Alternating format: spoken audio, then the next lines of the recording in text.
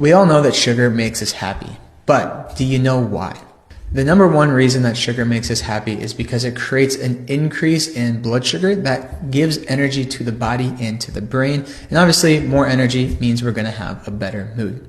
The second reason that sugar creates better mood is because of its release of dopamine and serotonin in the brain. Those are our two happy hormones. So an increase in sugar in the diet increases dopamine, creates some short-term boosted mood and elevated feelings. Now the problem with these two short-term mood elevations is that we get some long-term side effects. Number one is every time we create a blood sugar increase, we get that increase in energy.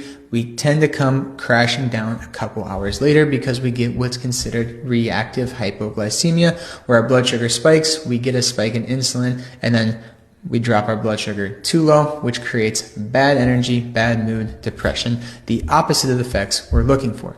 The second reason that we get long-term negative consequences from long sugar intake is because every time we create a dopamine rush in the brain, our brain starts to become more receptive or resistant to that dopamine, which means it takes more and more dopamine to create the same effect, meaning we have to increase and get higher and higher levels of sugar in the body to create the same desired mood elevations. And the last negative side effect comes from inflammation. Sugar is a neurotoxin. It's very inflammatory in the body, and the more and more sugar we eat, the more inflammation we create in the body. And inflammation, chronic inflammation, is related to mood disorders like depression. So we want to do everything we can to avoid that. So if you're someone who uses sugar to help boost your mood, just know that those short-term mood elevations are going to be coupled with long-term side effects. So it's generally best to not use sugar to change your mood.